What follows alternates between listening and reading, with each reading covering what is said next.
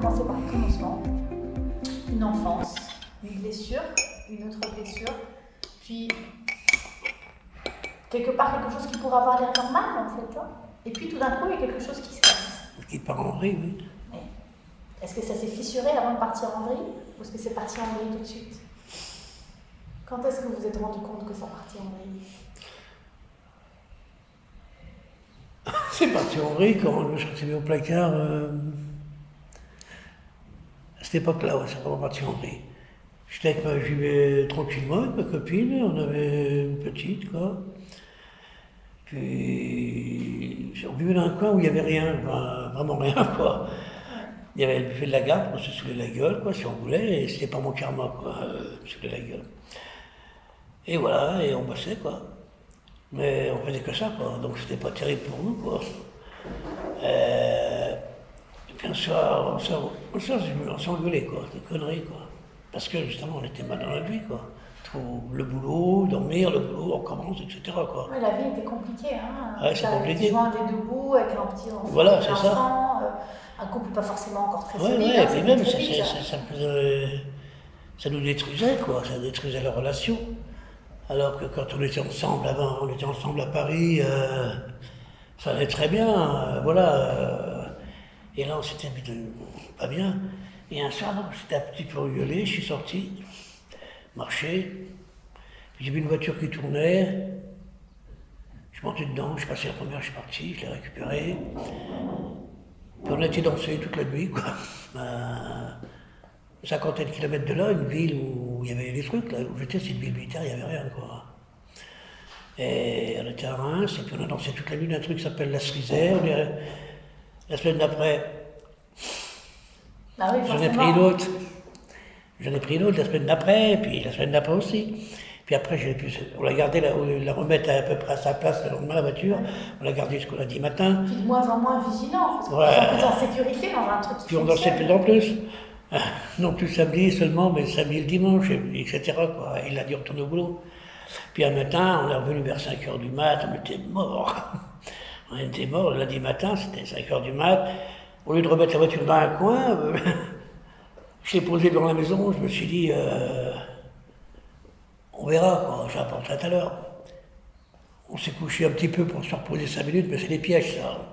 Et je ne me suis pas réveillé, elle non plus. Et quand on s'est réveillé, il y avait les poulets qui sonnaient et qui demandaient à qui est la voiture. Mais c'est là que c'est parti en vrille? Ou c'est ouais, quand non, vous avez pris la voiture, vous avez la sensation, c'est quand vous avez pris la voiture la première fois? Non, ça c'était le truc. Mais là où c'est vraiment parti en vrille, c'est quand elle était mignonne, la bête. Elle était très mignonne. Mais elle est tellement mignonne qu'elle a vachement plu à un flic local, quoi. Et quand je suis passé au tribunal, là où j'aurais dû prendre quelques mois de sursis, je me suis pris 30 mois et 50 de séjour. L'interdiction de séjour, en l'occurrence, c'est un bannissement. Je ne savais même pas que ça existait, ça. J'ai découvert ça dans votre livre. En fait, l'interdiction de séjour, c'est moi non plus, à l'époque, je ne savais pas que ça existait. On est exclu de certains départements. Vous êtes banni. Banni. Donc, en sortant de prison, il y a une série de départements où vous pouvez banni, travailler. Banni. Il y avait moi, ils m'ont mis 21 départements. C'est la norme, quoi. Parce que ces 5 ans, ça correspondait à 21 départements. Mais des départements où j'avais même jamais été. Hein. J'avais été que dans 2 départements, le mien, plus à Paris pour se mettre la merde un peu, c'était en 1968, quoi. C'est tout. Et après, et donc, je sais pas. Et ça m'a flingué, quoi, parce que le mélange trahison amoureuse, etc., les flics, trahison amoureuse. Oui, la totale. Quel âge à l'époque? 68, c'est ça. Moi, oui, 19 ans. 19 ans, encore. 19 ans. Encore, oui, hein. Ah ouais. Ouais. On va dire un enfant, mais un gamin. Ouais, un gamin à 19 ans, surtout à cette époque-là. Hein. À 19 ans, à cette époque-là, on était encore un peu cons. C'est vrai, quoi. Les choses ont vachement évolué. Vous croyez qu'elles ont changé? Ouais. Ok. On vous croit sur pas. Disons, non, ça n'a peut-être pas changé. Vous avez changé. Les jeunes ont changé. Le système n'a pas changé, il est devenu plus pernicieux. Alors, justement, moi, c'est ce qui m'a... Il y a tout, toute votre histoire, toutes les fois où vous ne lâchez pas, quoi. Vous repartez parce qu'il y a de l'espoir qui renaît. On a l'impression que c'est en vous une sorte de source intarissable, quoi. Il y a quelque chose qui vous casse. On est en QHS, on est dans l'isolement, mais c'est pas grave. On repart. C'est pas grave. Si on se dit c'est grave, c'est bien pénible. Hein. Mais là, vous endurez, puis vous repartez. Donc, il y a une source en vous, ça ne m'étonne pas que vous soyez dans le yoga, qui revient, qui renaît. Et puis là, il faut se barrer. Quoi. Donc, évasion, puis vous êtes quelque part à l'air libre. Combat. Puis vous recommencez, puis ça marche. Ouais. Vous étiez un bon gangster, finalement, c'était efficace. Puis alors, un jour, vous vous êtes donné, puis vous revenez. Mais moi, ce qui m'a interpellée là-dedans, j'ai eu le sentiment d'une injustice du système. Le sentiment fort d'une injustice du système. Parce que quand on voit ce que vous ressentez et qu'on voit ce que la prison amène, on se demande si c'est pas ça qui fabrique finalement le... Mais je vais peut-être un peu loin, hein, mais est-ce que c'est pas ça qui fabrique d'autant plus le plus grand banditisme ? Bien sûr. Tous les hommes qui ont été dans la France, les hommes qui ont marqué ce que vous appelez le grand banditisme, Mérine, Bess, Enco, Shirley, etc. On est tous des mecs qui sont passés par les quartiers de haute sécurité. Dans le quartier de haute sécurité, toutes vos illusions s'effacent. La nuit, vous entendez hurler, ce sont vos voisins qui hurlent. Mais vos voisins, vous resterez des années, vous ne les verrez jamais. Quand on vous amène dans le quartier de haute sécurité, les mecs qui sont là, ils veulent déjà vous fouiller dans le cul, quoi. Ok ? Ben tu me fouilles pas dans le cul, je t'emmerde, ok, c'est clair ? Voilà. C'est pas pour trouver quoi que ce soit, ok ? C'est pour vous humilier, pour vous abaisser. Parce que si le mec, il est dans la rue, là, on va voir un mec dans la rue, on lui dit de baisser son pantalon, comme on le fait dans le cul. S'il le fait, c'est qu'il y a un problème. Ok ? C'est pas parce qu'il est derrière les murs qu'on peut le faire, non ? Et c'est pas parce que c'est marqué dans une loi non plus que ça a le droit de le faire. C'est marqué dans une loi ? Non. Oh, maintenant en France, ils l'ont fait. Maintenant en France, ils l'ont fait. Les femmes sont fouillées régulièrement à tout va, quoi. Dans le cul et ailleurs, quoi. Bien sûr. Bien sûr. Ils mettent des gants. Super. C'est top. Ça change tout. Ah oui, ça change tout. Comme ça change tout, quoi. On a des gants. J'ai vu des hallucis, des fois, dans les polémiques comme ça, le mec, il disait, oui, on met des gants chirurgicaux. Ouais. Ils sont dans une réalité. Mais ce que vous décrivez, alors c'est votre lecture, hein, c'est votre vécu, mais il est tout autant légitime que ouais, non, mais je me pose pas victime. Vous n'êtes pas victime, mais quand on voit ça, on est en fait révolté, parce qu'on se dit, ok, le QH, l'individu en tant qu'être humain, finalement, ok, on a des lois, il faut les respecter, il ne faut pas voler, il ne faut pas braquer, il ne faut pas prendre l'argent, on est d'accord, ça c'est les lois, il faut les respecter. Mais on se pose vraiment des questions sur le système pénitentiaire et le système judiciaire en tant que tel. Parce que quand on humilie les gens, est-ce que ça fait partie de ça, la punition, humilier ? La base même. C'est un cas collatéral. Alors, une, pour commencer, il faut que je dise du tout. C'est que j'adore votre naïveté. Oui. Mais c'est rafraîchissant. C'est rafraîchissant. C'est beau et c'est rafraîchissant.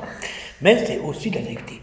La base même du système pénitentiaire, notamment en France, je crois que c'est pas pareil ici, mais je sais pas même. Bon, je dis rien. En France, la base même du système pénitentiaire, c'est quand même la négation de l'individu. Vous n'êtes rien. Vous n'êtes rien. Ma femme, actuellement, Jamila, fait un travail actuellement pour... elle est éditrice, hein, pour écrire un petit bouquin elle-même sur un truc qui l'a interpellé, quoi. Sur un mec qui a été condamné au bagne il y a des années, quoi. En 1920, le bagne, quoi. Et le mec, il avait 19 ans, il a été condamné à 20 ans de bagne, voilà. Et pendant qu'il était au bagne, un jour, il a sauvé... il y a un taureau qui s'est sauvé et qui a foncé sur les gamins des matons qui allaient à l'école, quoi. Et il a sauvé les gamins. Et voilà. Et donc, il est en train de faire des recherches là-dessus, sur tout ça, quoi. Mais il n'y a pas grand-chose de changé, quoi. C'est la négation de l'individu qui est à la base de tout. Le mec, il n'existe pas, c'est un détenu. Un détenu, c'est un terme... Là-dedans, vous ne verrez pas une seule fois le mot détenu. Tout se passe en prison, il n'y a pas une fois le mot détenu. C'était juste un homme emprisonné. Je n'étais pas un détenu. Un détenu, c'est un genre de terme administratif qui se situe entre l'abstraction et rien. Quoi? Ça n'existe pas un détenu. Il n'y a pas de jambes, il n'y a pas de tête. Vous voyez ce que je veux dire? Ok. Vous avez une vue de l'administration pénitentiaire et de la justice qui est très... Vous y avez jamais goûté? Non, bon, même pas une petite garde à vue? Bah non, mais c'est ce qu'on se disait tout à l'heure. En fait, vous êtes la première personne de ma vie que je rencontre qui est passée par la case prison. Je parle même pas de faire moi. Ah oui. Je parle dans notre environnement. Je n'ai jamais rencontré personne en fait. Mais je suis très honnête. Hein. Pourtant, je croise du monde. C'est mignon, c'est rafraîchissant. C'est mignon. Alors pourtant, je croise du monde. Alors, je dis pas qu'il y en a qui ne mériteraient pas d'y aller. Hein. Mais ça, c'est pas moi qui décide. Qui ont peut-être des casseroles cachées et qui ne se sont pas fait choper. En fait, c'est peut-être juste ça la différence. Hein. Il y en a qui se font choper. Non, c'est un rapport de pouvoir. La pénitentiaire, autrefois, les sanctions, la prison n'existait pas. Il n'y a rien qui change dans le monde et il n'y a que la forme. Vous voyez ? Ça a toujours existé, la prison ? Non, justement. La prison s'est mise à exister après la Révolution. Avant, ça n'existait pas, c'était les châtiments corporels. Ah, d'accord. Et les châtiments corporels se passaient en place publique et servaient d'exemple. L'objet de la prison, c'est pas la réinsertion. L'objet de la prison, c'est de faire peur au peuple. Parce que ceux qui volent, les gens qui volent, etc., je ne sais pas pourquoi, mais c'est plutôt dans les classes très populaires, dans les classes où, en définitive, on n'a rien, plutôt que dans les classes bourgeoises, non ? On vole aussi, mais autrement et autre chose. Voilà. Donc c'est... voler au fisc, voler les impôts... oui, ça on n'envoie pas en prison pour ça. Pas en France. En France, c'est ce qu'on appelle... En France, il y a ce qu'on appelle le verrou de Bercy. Le verrou de Bercy, c'est-à-dire qu'on peut... La justice financière ne peut entamer une procédure qu'avec l'aval du ministre. D'accord. C'est-à-dire que le ministre a tout pouvoir de faire engager ou pas une procédure contre quelqu'un qu'on a détecté comme fraudeur.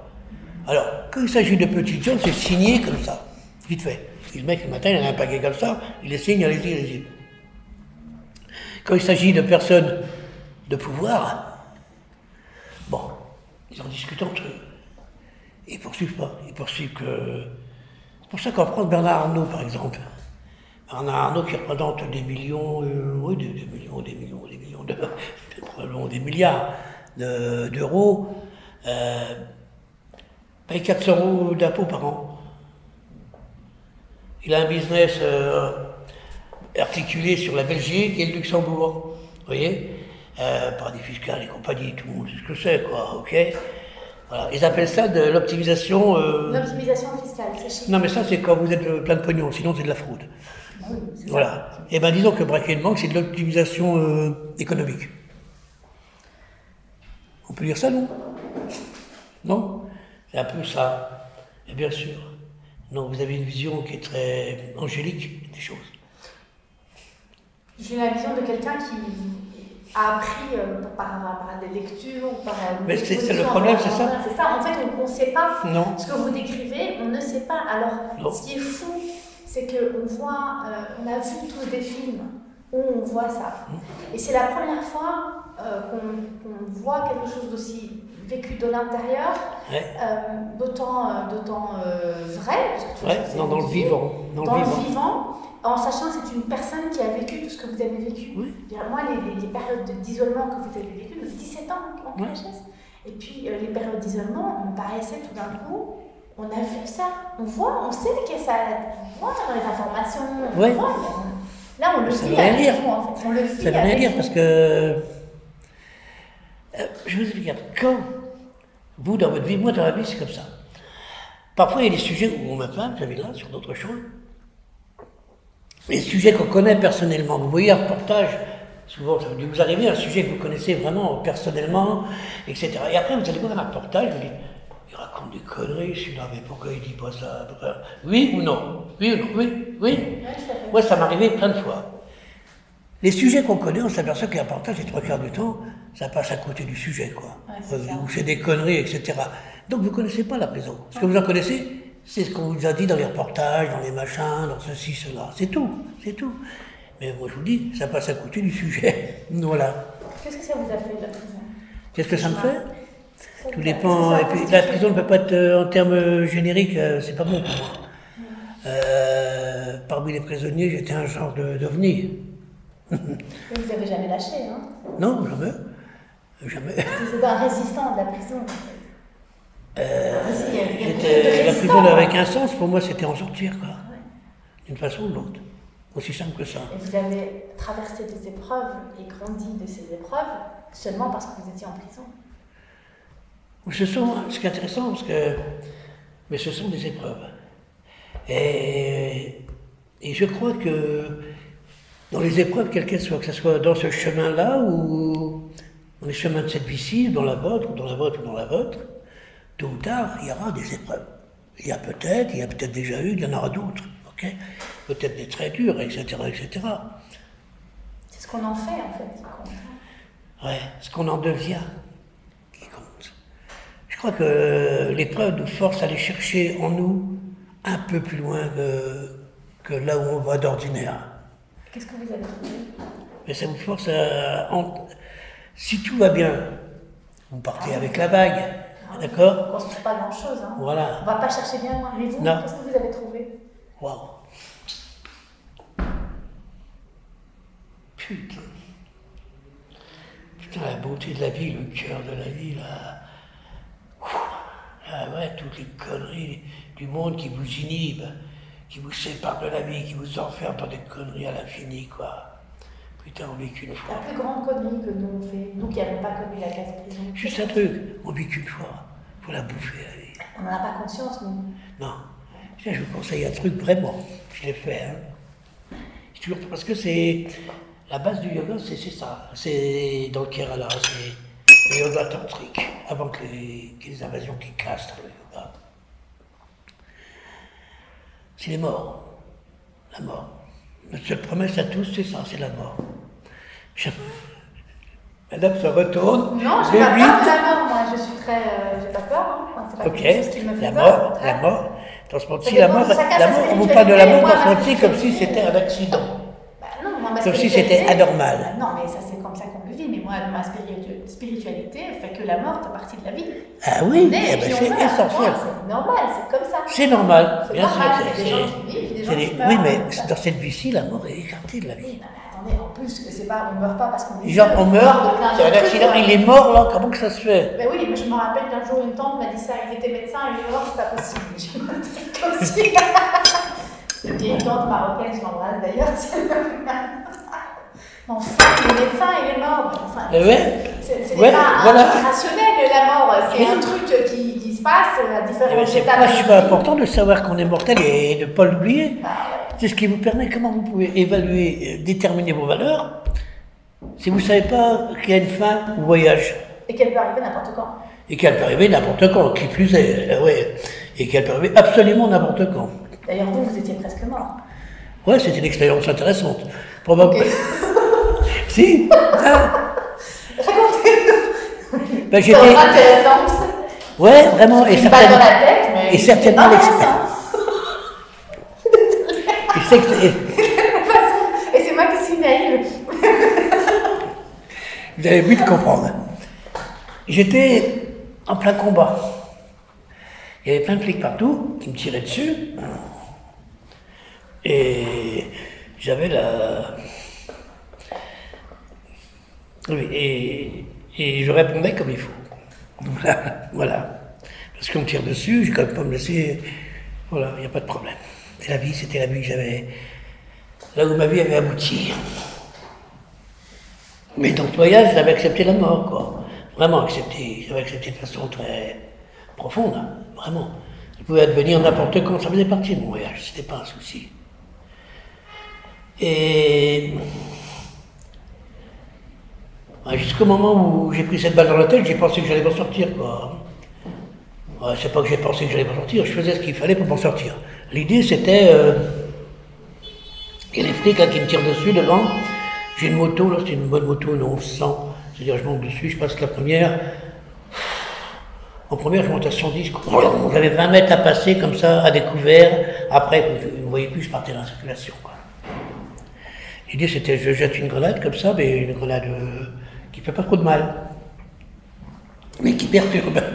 Non, c'est pas des grenades qui fragmentation, mais juste, ça fait du bruit.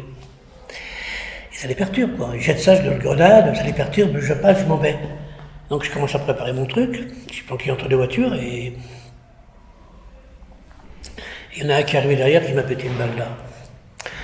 Et Mais j'étais bourré d'adrénaline, quoi. Et quand je l'ai pris, j'ai compris, quoi. J'ai vu la balle qui m'arrivait là traverser des vitres avant une voiture, le pare-brise et une vitre latérale. Et j'ai vu les morceaux de verre qui passaient comme ça au ralenti, parce que j'étais bourré d'adrénaline. Et quand c'est comme ça, j'étais... On a l'essence à vif. Plus que ça, vous avez le cerveau qui est en opération de survie. Hein. Et donc il fonctionne à mort. Et donc, je voyais les flics au ralenti. Mais il est surpuissant, donc il voit des trucs. Complètement. Vous scannez. Et je voyais les choses de ralenti, moi. J'ai l'impression que ça ralentissait pas du ralenti, c'est le cerveau qui accélère, quoi. Je voyais tout. Et je voyais les trucs, le bout de verre qui passe là, et en même temps, je suis tombé, quoi. Mais voilà, et après j'ai compris que j'étais foutu, quoi, parce que je ne pouvais pas bouger, le sang qui coulait, j'ai vu les bouts de cervelle, les machins, les trucs, les chouettes. Mais c'était accepté, vraiment accepté, ça faisait partie du truc, voilà. J'étais en accord avec moi. Sur quoi je suis parti là-dessus? J'ai perdu le fil. Sur quoi je suis parti là-dessus, sur cette histoire? Ah, pourquoi je vous ai posé ça? Parce que la mort, vous l'avez vécue, vous me racontez votre Voilà, c'est ça. Comme quoi c'était intéressant. C'était intéressant, voilà. J'ai vécu ça de façon très bien. J'étais complètement... C'était pas en lutte, quoi. Non, j'étais complètement en accord avec moi. Bon, ça venait, c'était là. Qu'est-ce qu'on ressent dans ces moments-là? Je vous expliquais ma propre expérience. Pour comprendre que j'étais bourré d'adrénaline. À ce moment-là, bourré d'adrénaline, complètement. J'ai essayé de ne pas tomber, quoi. Je me suis accroché à la voiture, mais je tombe, quoi. Après, je suis au sol, je ne peux plus trop bouger. Je vois du sang qui coule, des petits bouts jaunâtres dessus, c'est certainement mon matière cervicale, quoi. Là, vous dites c'est fini. Ouais. Là, je me dis que d'une façon ou d'une autre, c'est fini, quoi. Et comme je voulais pas retourner au placard, dans mes affaires, j'avais un petit sac. Il y avait une grenade d'autodestruction, réglée à 2 secondes. Mais c'est pas facile à récupérer dans le sac quand on vient prendre une balle dans la tête, quoi. Donc j'ai quand même été la chercher dans le sac. Mais j'ai pas pu l'ouvrir, quoi, puisque j'avais l'autre main complètement, la moitié du corps qui était paralysé complètement, puis j'étais sonné. Ça vous a sauvé la vie, en fait? Non, je serais mort là, je serais mort en paix. Et je suis pas mort là. Et j'avais à l'époque, et plus encore maintenant, probablement des milliers d'heures de méditation, de la pratique du yoga, etc. Et dans le yoga, il y a un truc qui s'appelle le spectateur qui est... Vous êtes dans la pratique et vous voyez de l'extérieur. Vous voyez, quand je dis voir, c'est autre chose, en fait. On s'extrait de sa propre réalité du moment. Voilà, c'est ça. On s'observe de façon détachée. C'est ce qu'on appelle le spectateur. Dans la pratique. Et là, d'un seul coup, quoi, je vivais tout ça comme le spectateur. C'est-à-dire de façon totalement impliquée, mais totalement détachée. Totalement. Mais puissance 10 000, puissance énorme, puissance énorme. Il fallait qu'il y ait quelque chose en moi qui me disait qu'il fallait que je vive de façon très consciente l'anéantissement de mon corps. Que je vive ma mort de façon très consciente. Donc, et je suis redescendu là, ici. Ça peut paraître bizarre, c'est le siège de la conscience. Oui. Ok, d'accord. Je suis descendu là. Tout ce qui vivait de moi, c'était là, quoi. Là où naît le souffle et là où meurt le souffle, etc. C'était là. Complètement impliqué, mais détaché, quoi, dans ce qui se passait. Mon corps a disparu. Ma vue a disparu. C'est même pas la vue qui disparaît, c'est que il n'y a rien, toi. Ok. Il restait plus que Louis. J'entendais parler. Il y en a un qui a dit, lui c'est pas la peine, allez voir au-dessus, il est déjà mort, celui-là. Parlez de moi. Putain. Quand il a dit ça, mais en même temps c'est un détachement total, quoi. J'ai eu un truc, oh, putain, que moi là j'étais plus vivant que lui, il l'avait jamais été, quoi. C'était comme ça. Et j'étais en accord avec moi, quoi. Profondément en accord avec moi. Et la paix, une paix absolue. Vous étiez croyant à l'époque? Quoi? Vous étiez croyant? Non, pas particulièrement. J'ai pas de croyance identifiable. J'ai pas celui-ci, celui-là. Non, je crois pas à ces choses-là. Vous avez déjà une moi, c'est la déjà. forme de spiritualité très poussée. Voilà, très puissante. Il y a une différence. La croyance, oui. C'est ce que vous appelez la croyance. Forme de spiritualité extrêmement poussée. Hein, et vous inquiétez pas là-dessus, ça c'est sûr. C'est pas forcément attaché à un dogme en tant que tel. Non, c'est pas ça. Mais même dans ces traditions-là, il y a un petit bonhomme dans les nuages et tout, là. Même dans ces traditions-là, quand on dépasse le degré de lecture zéro, qui est celui-là, les petits bonhommes, etc. Quand on dépasse le degré de lecture zéro, au profond du profond, on trouve les mêmes choses. Ben oui, au profond du profond, on trouve complètement les mêmes choses. C'est le moment présent, c'est ça. Le fait de s'en remettre à plus fort que soi. Enfin, c'est des choses qui sont au-delà du dogme, effectivement. Au-delà du dogme, le dogme ferme les portes. Au-delà du dogme, ça vous permet de chercher, d'ouvrir vous-même la porte et de découvrir. Est-ce que tout le monde est capable de faire ça? Parce que vous avez dit, pour faire ce chemin, la solitude, le silence. C'est énorme ce que vous avez traversé comme épreuve. Donc ça veut dire que si on n'a pas les mêmes épreuves que vous, on ne peut pas arriver à ce niveau de spiritualité. Dans d'autres traditions, on y arrive. Aujourd'hui, je connais une tradition qui est... Bon. Aujourd'hui, mon véritable nom, pas mon véritable nom. La fille de ma femme, la famille de ma femme, je m'appelle Abdelnour. Abdelnour. Voilà, esclave de la lumière. C'est pas pour rien que j'ai choisi ce nom-là. C'est pas pour rien. Et je suis les soufis. Voilà. Les soufis, c'est l'approche mystique de l'islam. Et une fois, j'ai entendu un poème soufi, c'était sur France Culture. Putain. C'est la seule chose que vous écoutez, hein. C'est ça. Pas de journaux, pas de télé, juste France Culture. Donc là, vous écoutez un poème, dites-nous. Un poème soufi. Le mec, il a commencé en vous parlant d'un grain de sable du désert, mais un beau poème, puis un rythme de poésie. Il commence à parler d'un grain de sable du désert, et il a fini sur l'univers. C'était magnifique ce rythme quand il parlait, ce savoir qu'il y avait derrière était magnifique. Voilà, c'est tout ce que je dis, c'est qu'au bout du chemin, toutes les grandes traditions disent la même chose. Le restant, c'est une question de circonstances géographiques, etc., qui fait qu'on ne vit pas exactement pareil, et donc notre culture est un peu différente, et elle se forme différemment. Après se greffent les conneries des hommes à droite à gauche, quoi. Ça, c'est autre chose, quoi. Voilà. Donc non, j'étais pas... Il n'y avait pas de croyance particulière. Non. Qu'est-ce que vous feriez de la prison aujourd'hui, si vous pouviez? Qu'est-ce que vous feriez de la prison? Qu'est-ce que je ferais de la prison? Qui existe en tant que telle. Franchement, j'ai l'impression que voilà, faut être clair. Je vais pas dire un truc comme ça quand même. Il y a des gens qui ne vont pas comprendre ça. Je n'aime pas, j'aime pas me... C'est difficile de répondre, hein? Non, c'est même pas, j'aime pas. J'aime pas parce que pour moi,